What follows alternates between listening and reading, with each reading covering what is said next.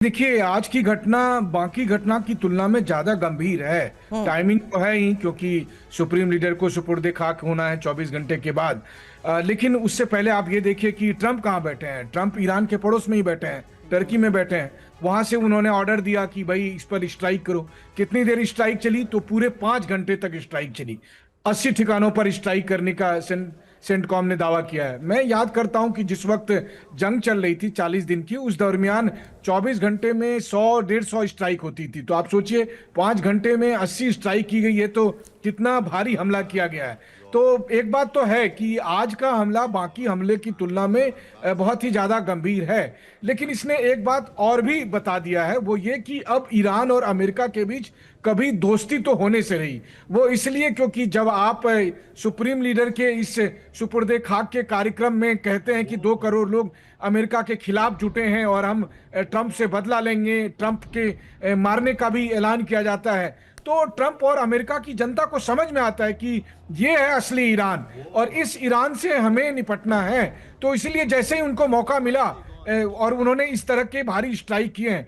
जो दूसरी बात है यहाँ पर वो इस रूप में देखिए कि ईरानियन रिजीम ने भी इस पूरे कार्यक्रम को जिस तरह से अपने पावर को कंसोलिडेट करने के लिए इस्तेमाल किया था, तो अमेरिका ने ये मैसेज दिया ईरानियन रिजीम को कि आप अपने डोमेस्टिक ऑडियंस को तो समझा सकते हो मनीष, लेकिन एक छोटा सवाल यहीं पर है कि ईरान ने जब वो शोक में डूबा हुआ है, जब वो एक बहुत ही ऐसे दौर से गुजर रहे हैं, ऐसा मौका उन्होंने अमेरिका को दिया ही क्यों?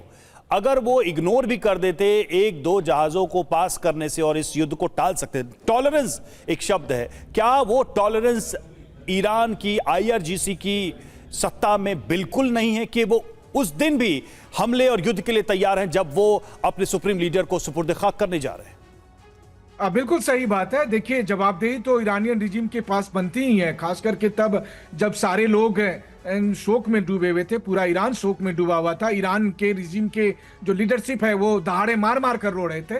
तो उस वक्त वो 2-3 दिन कम से कम जहाजों पर अटैक नहीं करते तो काम चल जाता।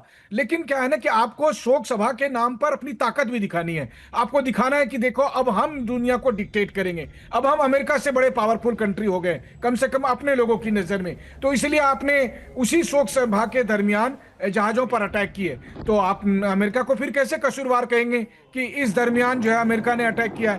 क्योंकि पहला हमला तो ईरान ने किया उन जहाजों पर। मान लीजिए 3-2-4 जहाज गुजर भी रहे थे, गुजरने देते, सुपुर्दे खाक हो जाता, उसके बाद आप जाते वहां पर नियम लगाने के लिए। बिल्कुल सही तो आपने मनीष कहा, और दर्शकों को यह भी समझा दे जिस बात का मनीष जिक्र कर रहे हैं, क्योंकि ईरान ने 3 कमर्शियल शिप्स को टारगेट किया, उसी पर जवाबी कार्रवाई करते हुए अमेरिका ने 80 ठिकानों पर हमलों किए हैं। और हमलों के वक्त एक और बड़ी खबर सुनिए, हमलों के वक्त ही इराक में ईरान के नेता थे और अमेरिकी हमलों के बाद ईरान लौट चुके हैं अब राष्ट्रपति पेजेश्कियान। हालांकि खामनेई की अंतिम यात्रा बीच में छोड़कर तेहरान पहुंचे हैं और इराक के करबला में मौजूद थे पेजेश्कियान।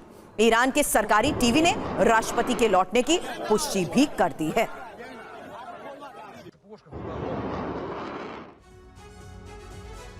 और आज इराक के करबला में खामनेई का ताबूत, जहां करबला की सड़कों पर उमड़ी लाखों की भीड़, खामनेई की को दी जा रही है अंतिम विदाई।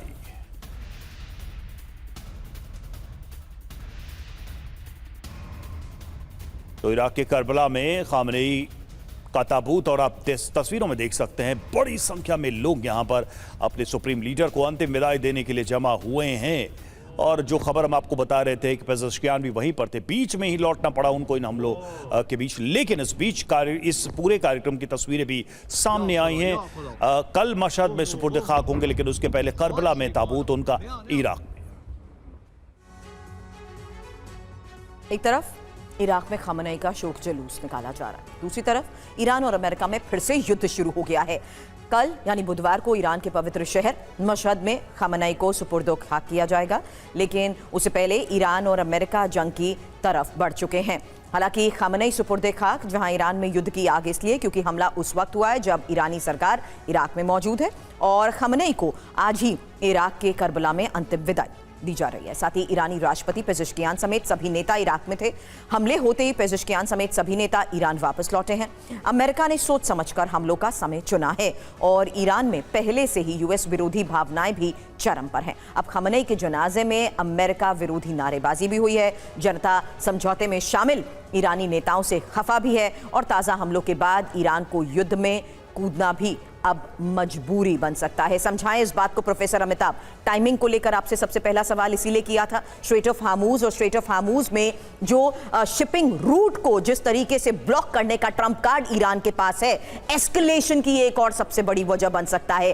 क्या ये एक और सबसे बड़ा फैक्टर साबित हो सकता है जहां अब ताजा हमलों के बाद ईरान को युद्ध में कूदना ही पड़ेगा? देखिए, अमेरिका इस समय युद्ध को एस्केलेट करने के पोजीशन में नहीं है, क्योंकि जिस तरह का स्टैंड प्रेसिडेंट ट्रंप ने लिया है, वहाँ की लीडरशिप ने लिया है, उनको ये लग रहा है कि अब ये वॉर अगर प्रोलॉन्ग होता है तो उनकी इकॉनमी पर्टिकुलरली और इन जनरल वर्ल्ड इकॉनमी सफ़र करेगी। तेल के दाम बढ़ेंगे, जिसके लिए वो आए थे, शायद वो उनका ऑब्जेक्टिव पूरा नहीं हो ट्रंप साहब का। तो अब मुझे नहीं लग रहा है, लेकिन ये तो क्लियर है कि अगर इस तरह के वार होते रहे दोनों पर, तो ये जो भी मेमोरेंडम ऑफ अंडरस्टैंडिंग है वो टूट के गिर जाएगा और उसका कोई अस्तित्व नहीं रह जाएगा। लेकिन मैं ये भी बता दूं कि इस समय ईरान के भीतर जो लीडरशिप क्राइसिस है उसको कोई समझ नहीं पा रहा है, शायद क्योंकि IRGC और जिस तरह के प्रोटेस्ट हुए हैं वहाँ की सिविलियन लीडरशिप के खिलाफ, उसको अगर देखा जाए तो मुझे लग रहा है कि वहाँ का रिजेंटमेंट जो है वो वॉर में रिफ्लेक्ट कर रहा है। और वो लीडरशिप जो IRGC की ये जान गई है कि अमेरिका ये वॉर प्रोलॉन्ग नहीं करना चाहता है किसी भी कीमत पर, उसका वो एडवांटेज उठाना चाहते हैं और हॉर्मुज स्ट्रेट उसका सीधा निशाना है। वो चाहते हैं कि इनका परमानेंट कंट्रोल हो जाए, जिस तरह टर्की का बॉस्फोरस पे है, इतिहास में रहा है, उस तरह का वो कंट्रोल चाहते हैं। जाहिर है इस वॉर ने उन पेचीदियों को बढ़ा दिया है, लेकिन मुझे ये भी लग रहा है कि कहीं ना कहीं अगर ट्रंप साहब इस बात पर तैयार भी हो जाते हैं कि मेमोरेंडम ऑफ अंडरस्टैंडिंग में जो 60 दिन का एक्सटेंशन दिया गया था वो फर्दर बढ़ाया जाए, मुझे नहीं लग रहा है कि इससे कोई समस्या 60 दिन की कहां बात रह गई। अब तो वो 60 दिन का दायरा भी खत्म ही दिखाई दे रहा है। जिस तरह से ये हमले हुए, छोटा मोटा हमला नहीं है। 80 ठिकानों को इस तरह से इतनी जल्दी टारगेट करना